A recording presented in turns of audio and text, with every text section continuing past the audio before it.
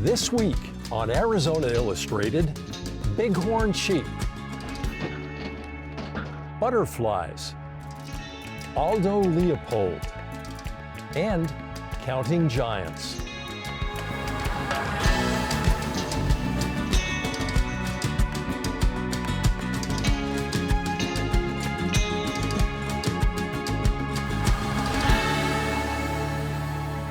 Welcome to Arizona Illustrated. I'm Tom McNamara.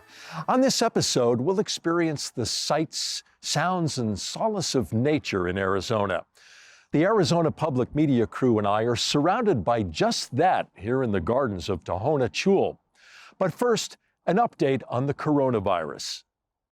Arizona's 7-day rolling averages of new cases and deaths dropped sharply over the past few weeks. However, the University of Arizona has detected a more transmissible variant of the virus on campus, and the symptoms are more severe for those who contract it. Precautions such as wearing masks, physical distancing, avoiding large gatherings, and washing your hands frequently is urged.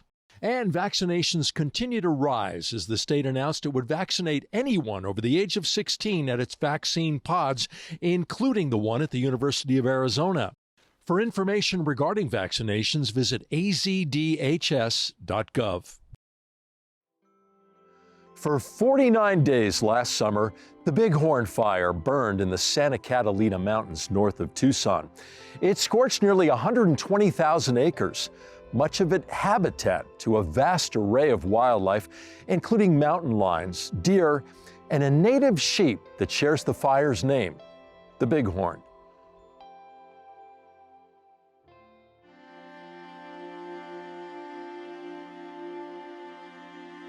Here in the Santa Catalina Mountains, we have desert bighorn sheep, so they're adapted to this environment, particularly the lack of water. They have been here for centuries. The herd in the Santa Catalina is numbered about 100, but declined until they disappeared in the late 1990s for reasons not fully understood by scientists. Many theories have been speculated on. It was not about overhunting. It may have had something to do with development. That's a species quite vulnerable to disease, particularly respiratory infections like pneumonia.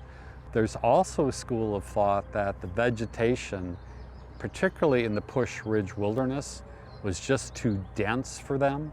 Bighorn sheep need clear line of sight and escape terrain. They rely on their eyesight to see predators coming. And when they need to escape, their preference is to climb, and they are excellent climbers and can climb at great speed. Everybody ready? In 2013, we reintroduced desert bighorn sheep to the range, releasing 120 over a 4-year period there.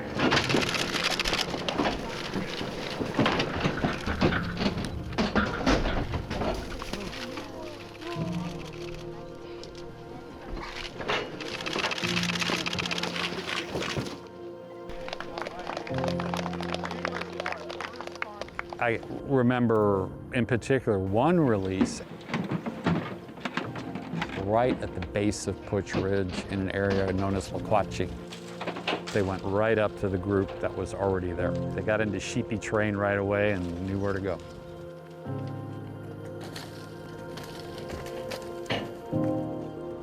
As of the count last fall, we had 75. We probably have 80 or more because we had lambs on the mountain. It's a big deal to capture bighorn sheep. That's done with helicopters and net guns.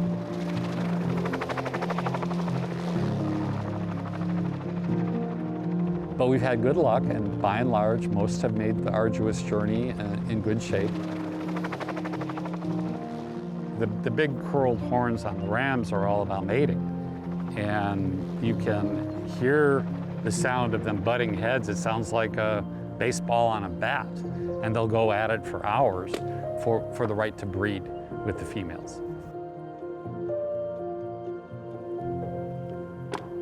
Young rams are ramblers. We see this a lot with the herds around the Tucson area, where the young rams who don't really have a place in the pecking order yet and aren't strong enough to defeat a more dominant ram will take a walkabout, and they'll go from, say, the Catalinas or the watermans to other mountain ranges. But they always come back around the time of the rut, which is August, September. And they may get some sparring rounds in with their buddies, so one day they can take their place in the pecking order. The initial burning took place in the Bighorn Sheep management area, and most of that Bighorn Sheep management area burnt. They are in the area from roughly Push Ridge to below Finger Rock at relatively low elevation. They're below the fire, but not the parts of the area most used by the sheep historically, which is why we're cautiously optimistic that once the fire is over, the bighorns will make better use of that area and perhaps expand their territory. It will be cleared of dense vegetation. There will be new growth coming up, and it will be perfect for them. Sprouting prickly pear, for example, is a favorite. It's like a bighorn sheep salad bar after a fire. For sure, it's going to help them deal with mountain lions. Mountain lions are all about stealth. Densely vegetated areas are good places for concealment. They are classic stalkers and will move slowly and deliberately under concealment toward their prey. Not all mountain lions eat bighorn sheep, but some do, and they're really good at getting bighorn sheep. In most cases, wildfire is a natural process that improves the overall health of the mountain range over time. And these animals, for generations, they've survived because it's part of a natural process.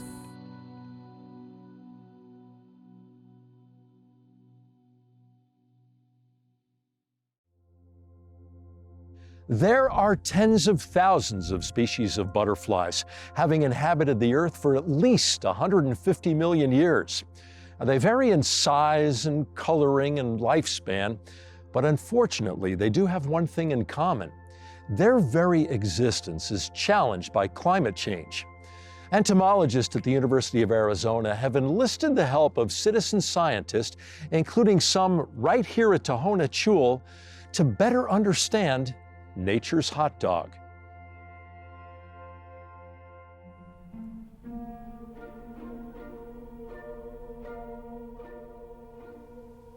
Think of butterflies as an indicator for how well a habitat is doing.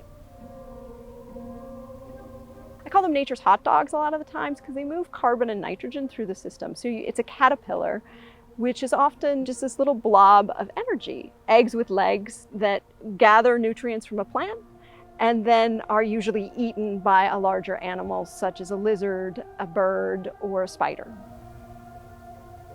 Butterflies also have another service, which is pollination. So they help plants reproduce. They move pollen from one plant to another and fertilize plant eggs to become seeds and hopefully the next generation of plants. So I study how butterflies make a living and how we can help them in a changing world. My name is Katie Prudick. I'm a professor in the School of Natural Resources and the Environment. Just here in southeastern Arizona, we have about 250, give or take, species of butterflies that we can see throughout the year. That's an incredible number of butterflies in such a small geographic area. The other really cool thing is their life cycle. You can go from this really tiny microscopic, almost as big as a piece of lead off your pencil, egg that turns into a caterpillar, and then that turns into a cocoon, and that becomes a butterfly. That's magic to me. That's a miracle. So Hank and I met here at Tohono Chul, just talking about butterflies. I was here looking at butterflies one day, and one of the grounds people said, hey, there's some woman here that wants to talk about butterflies. So I saw that as my chance to impress her with all my butterfly knowledge. Well, it turns out it was Dr. Prudick, and she impressed me with all of her butterfly knowledge. Hank was already really excited about monarchs, and it was easy just sort of to bring him into all of the butterflies. So Hank's committed to citizen science and being a citizen scientist. There's only one of me, and I can only collect and see so many butterflies, but you start to wonder what happens when more and more people can go out and collect the data that you've been collecting. What can you do with that data? How will that help change not just the amount of data you analyze, but they change the questions you can ask. So eButterfly is a citizen science collaboration between a bunch of people who for recreation go out and photograph and watch butterflies, recording what they see and when they see it. That data is then collected in a way which is uniform enough that scientists can use it for scientific research. Years ago, when citizen scientists were first brought into the picture, a lot of professionals, a lot of people with degrees said, how can these people who are untrained, who know nothing about science, contribute anything? Well, over the years, and really all across the United States, it's been proven over and over again that citizen scientists, if they receive a little bit of training, can actually contribute quite a bit. Okay, we want to be really gentle with him, okay? I will. Okay. I've caught many caterpillars. Okay, good. So there you go. I'm worried about all insects, including butterflies, in a changing climate. Increased temperatures, also coupled with unusual precipitation patterns, is leading to butterfly decline. And those declines are concerning because so many other members of the ecosystem depend on butterflies for food. So it means that like the whole system is going to have to shift. Like where will birds find food for their nestlings? Will they move? That's certainly a possibility. So these common species that we see around, will they be here, 20 years from now, 10 years from now? That's the kind of timeline we're talking about. Butterflies have been around since dinosaurs. So they've done this before. They've been through a fair number of mass extinctions. They've got this. Do I think that all of them will make it? No. Does that hurt? Yes, because they feel like family. And then also from an ecosystem perspective, some butterflies are better at providing services than others. And those are the ones that would be particularly harmful for functionality in an ecosystem. And so part of our research too is identifying what is sort of the best way to think about restoration and conservation.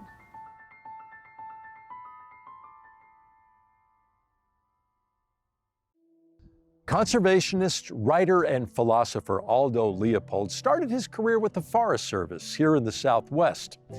In his book, A Sand County Almanac, Leopold, now considered by many the father of wildlife ecology, would call on people to have a complete appreciation for the profound interconnectedness of the elements in ecosystems by thinking like a mountain.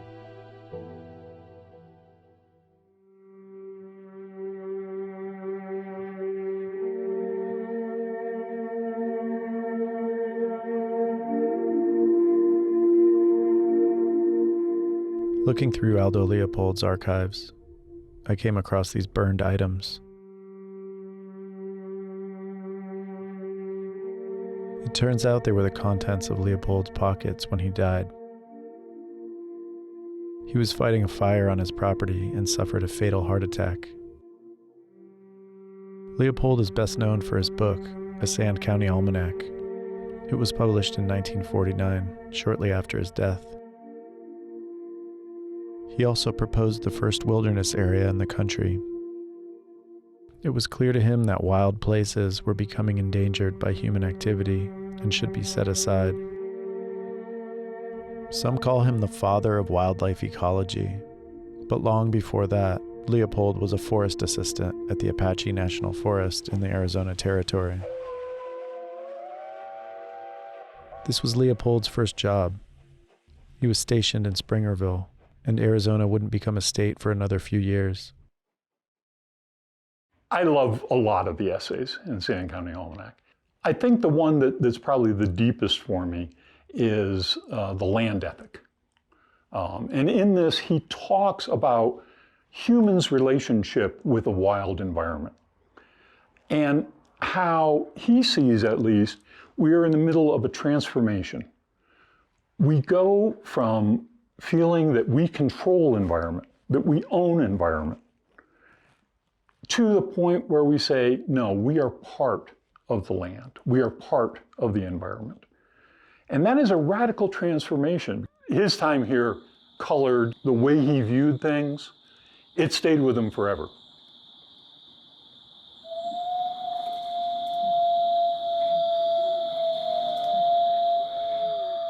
Every living thing, and perhaps many a dead one as well, pays heed to that call.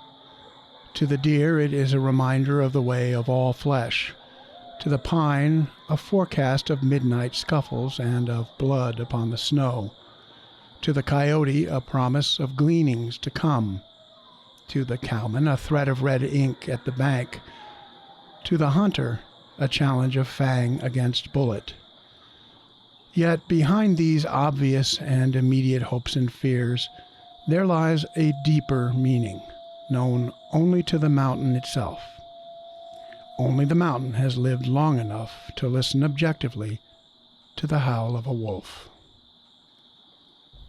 Leopold wrote this in his essay, Thinking Like a Mountain.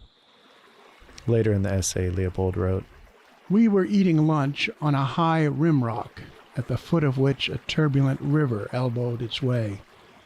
What was literally a pile of wolves writhed and tumbled in the center of an open flat at the foot of our rim rock.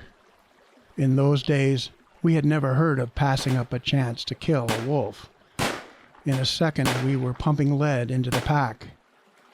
We reached the old wolf in time to watch a fierce green fire dying in her eyes. I realized then, and have known ever since, that there was something new to me in those eyes, something known only to her and to the mountain. I was young then, and full of trigger itch. I thought that because fewer wolves meant more deer, that no wolves would mean hunter's paradise. Since then, I have lived to see state after state extirpate its wolves. I have watched the face of many a newly wolfless mountain. Such a mountain looks as if someone had given God a new pruning shears and forbidden him all other exercise. The cowman who cleans his range of wolves does not realize that he is taking over the wolf's job of trimming the herd to fit the range. He has not learned to think like the mountain. Hence we have dust bowls and rivers washing the future into the sea. Leopold argued that there's a community of life to which humans belong, and that we are not intended to dominate that community. In his essay, Land Ethic, he writes, A thing is right when it tends to preserve the integrity, stability, and beauty of the biotic community. It is wrong when it tends otherwise. In his essay, Escudilla, Leopold tells the story of the killing of the last grizzly bear in Arizona. There are still no grizzly bears here, but the wolves are finally back.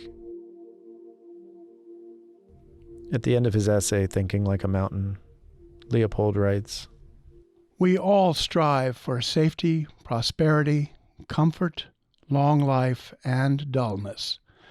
The deer strives with his supple legs, the cowman with trap and poison, the statesman with pen, the most of us with machines, votes, and dollars. But it all comes to the same thing: peace in our time. A measure of success in this is all well enough, and perhaps is a requisite to objective thinking. But too much safety seems to yield only danger in the long run. Perhaps this is behind Thoreau's dictum, "In wilderness is the salvation of the world." Perhaps this is the hidden meaning in the howl of the wolf, long known among mountains, but seldom perceived among men.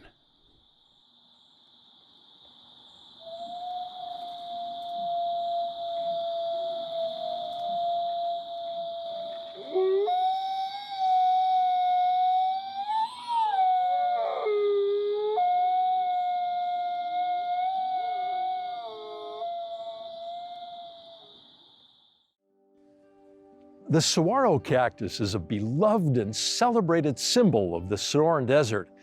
It's also a protected species.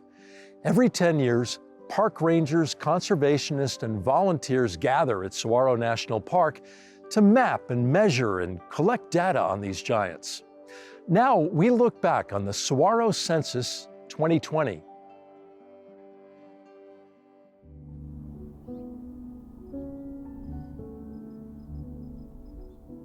Saguaros are instantly recognizable by most people in the world. We relate to them and we impart values like wisdom to saguaros. And in some ways we can learn a lot from them. They survive in the desert for really long periods of time and they live with the desert. Most people, like myself, who've been in Arizona for a long time, just never get tired of being with them.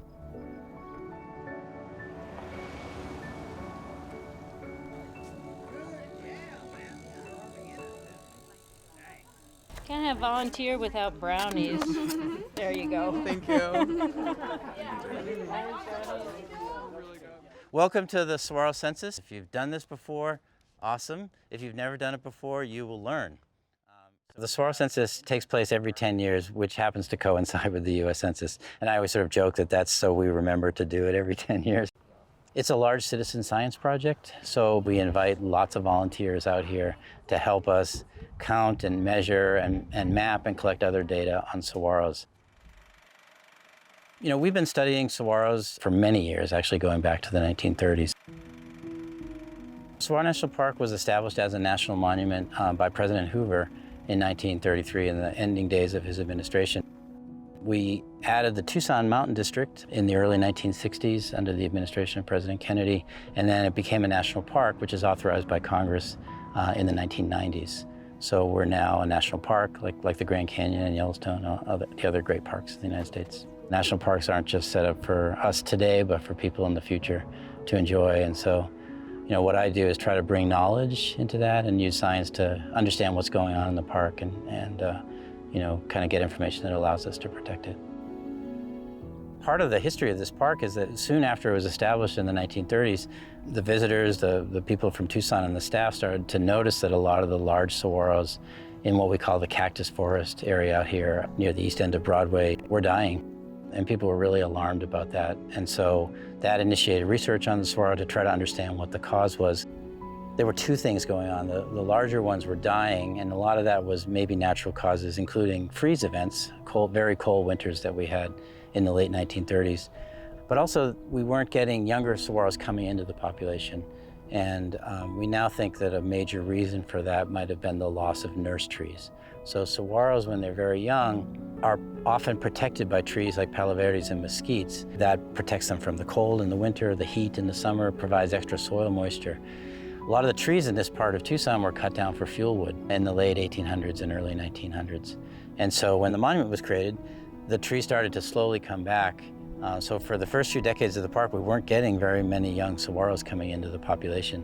But then we had this surge starting in the 1960s after the nurse trees had become established.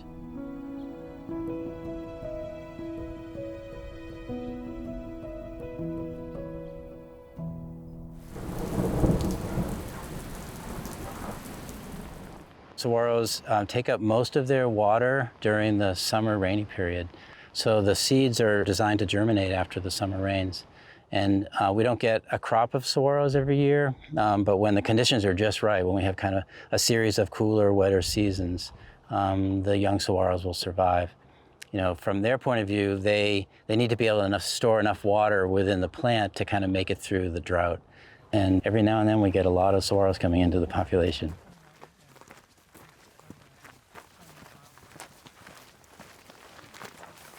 A lot of the demographic changes in saguaros you can't see with your naked eye. You have to look at data over many years to be able to see that, oh, you know, maybe there's a gap in establishment, or maybe some of the older ones are dying. And also you can't always see, when you're looking across the landscape, the youngest saguaros, because it takes many, many years for them to get tall enough over those grasses so that you can actually see them. So that's why the data is really important. 18. On this growth chart here, on average, it would be about 14 years old. So how old are you? 14. 14. Yeah. So that saguaro is the same age as you. Small saguaros grow faster, kind of like a human teenager. You get a saguaro that's, you know, about this high. It's in its teenage years, and they'll do this growth spurt, and they'll grow very fast. A big, mature saguaro, the height of their main stem, slows down, but they'll put a lot of growth into arms. So they'll add mini arms over time.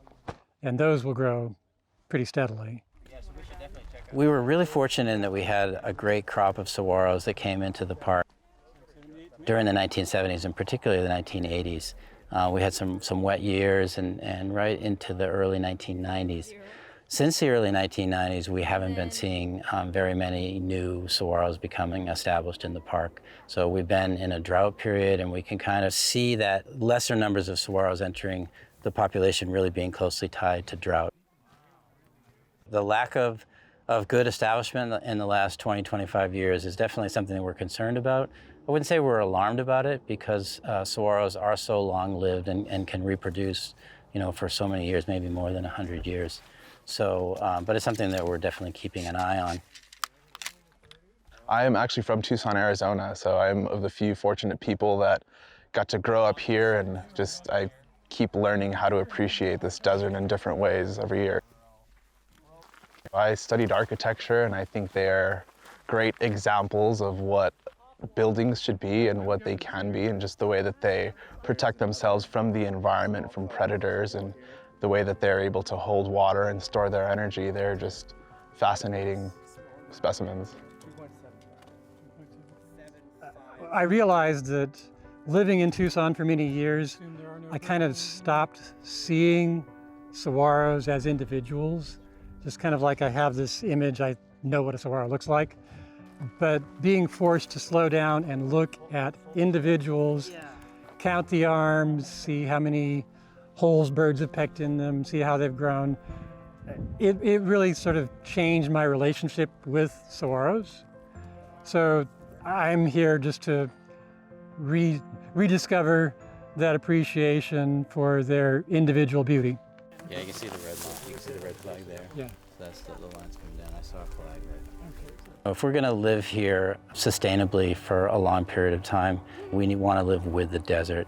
We want to be resilient. We want to be wise in our use of water. And those are things that saguaros have to be in order to survive in this place, and that ultimately we have to be as well.